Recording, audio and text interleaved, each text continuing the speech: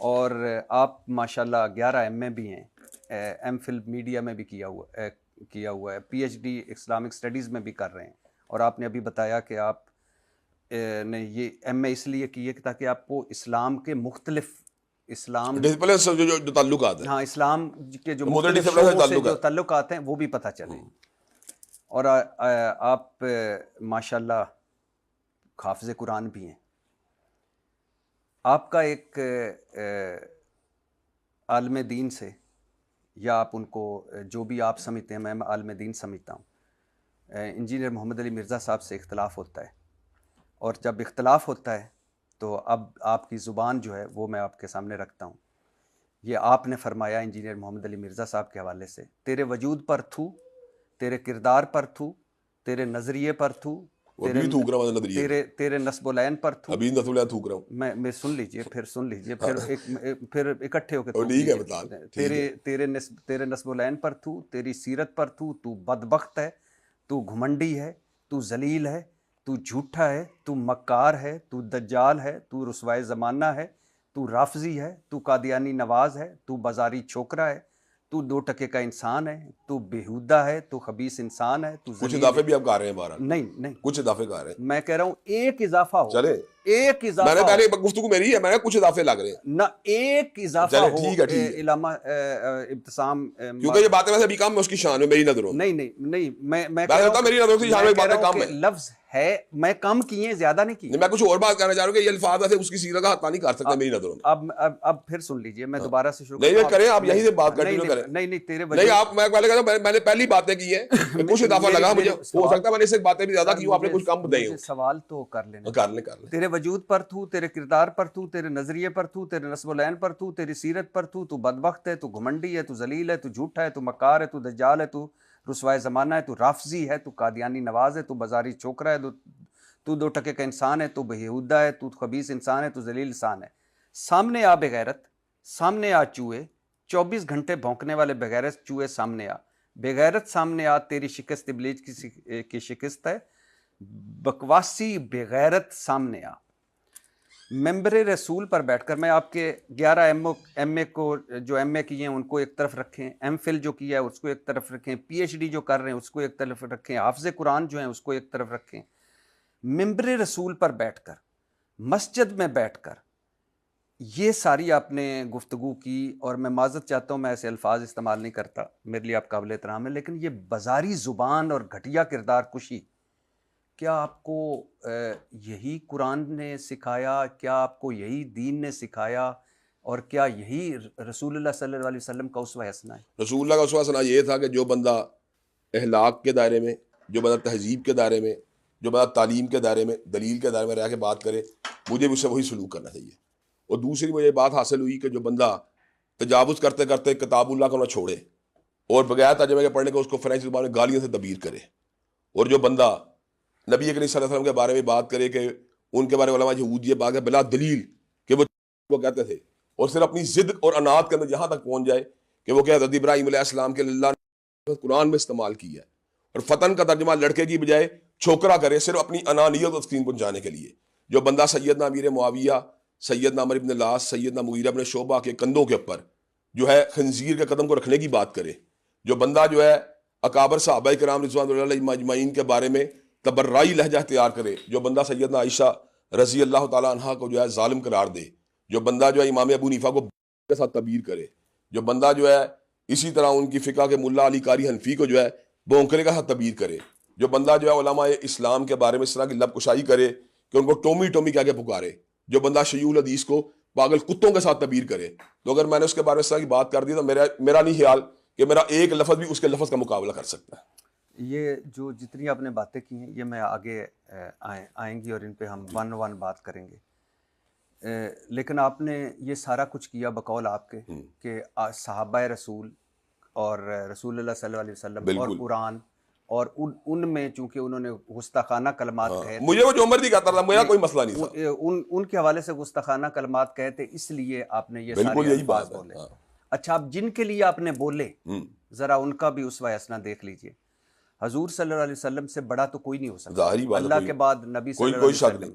اللہ کی مخلوقات نبی کے ہم پلہ کوئی ہو ہی نہیں سکتا ہماری جانیں قربان. بے شک بے شک. حضور صلی اللہ علیہ وسلم کو شاعر کہا گیا، دیوانہ کہا گیا، کہانیاں سنانے والا کہا گیا، حضور کی جھوٹی کردار کشی کی گئی، کبھی آپ پر کوڑا پھینکا گیا، کبھی عبادت کرتے ہوئے جانور کی آپ پہ اوجڑی ڈال دی گئی، آپ کے پیاروں پر ظلم ہوئے، آپ صلی اللہ علیہ وسلم کی بیٹیوں پر تشدد ہوا. بے شک. کبھی آپ کے منہ سے اب اپنے سارے الفاظ اپنے ذہن میں رکھیے. بالکل رکھے، میں کروں گا. کبھی میں نے پہلی بات تو آپ کو وعدے کر دیا، میرا کوئی لفظ مرزا جیلمی کے لیول کا نہیں، یہ میں نے بتا دیا آپ کو. کبھی آپ کے یعنی آپ صلی اللہ علیہ وسلم کے منہ سے کوئی ایک لفظ بھی وہ نکلا اس طرح کا جو آپ نے انجینئر محمد اچھا اب میری بات سن لیں.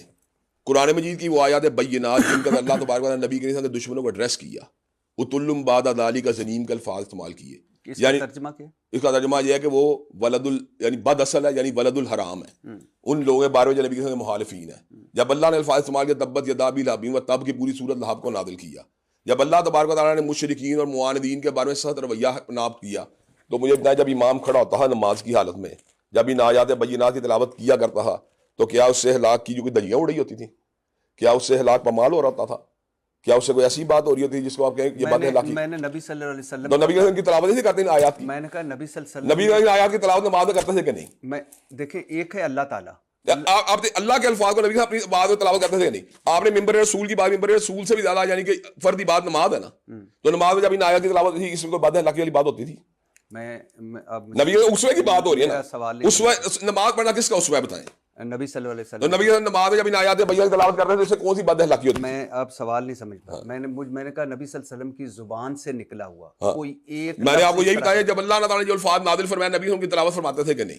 اچھا تو پھر اس کا مطلب تلاوت فرماتے تھے نہالتے بعد الفاظ. چونکہ اس میں مناظرے میں آ گئے ہیں. مناظرے میں نہیں آیا، میں نے وہ بات کی حق ہے. میں ابھی آپ کو آپ صلی اللہ علیہ وسلم کو طائف میں پتھر مارے، انگوروں کے باغ میں پناہ لی، اور کہا جاتا ہے کہ اتنا خون تھا کہ آپ کے جوتے خون سے بھر گئے تھے. کیا فرمایا تھا نبی صلی اللہ علیہ وسلم نے طائف کے بارے میں؟ اللہم اہدی قومی فانہم لا یعلمون.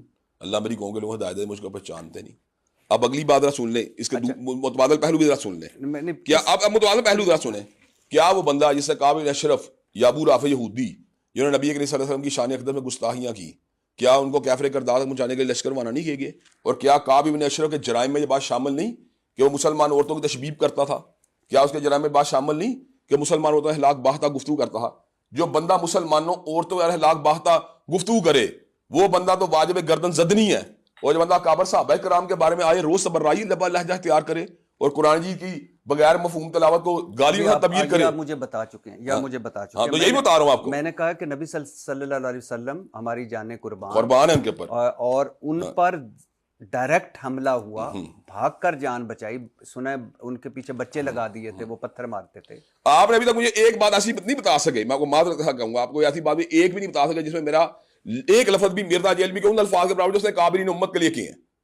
میرا کوئی لفظ اس کے لفظ کے برابر نہیں، میرا ایک لفظ اس کے برابر نہیں. یعنی کہ وہ بھونکنے کے الفاظ بھی استعمال کر رہے ہیں، خنزیر قدم کے الفاظ استعمال کر رہے ہیں. میں کہہ رہا ہوں کہ میں اس پہ آتا ہوں، اس پہ آتا ہوں. لیکن میں صرف آپ کو ابھی بتا رہا ہوں کہ ایک وہ ملک جو پہلے ہی فرقہ واریت میں پہلی بات تو یہ آپ ذرا سنیں. پہلی بات ہماری علم میں کوئی فرقہ نہیں ہے.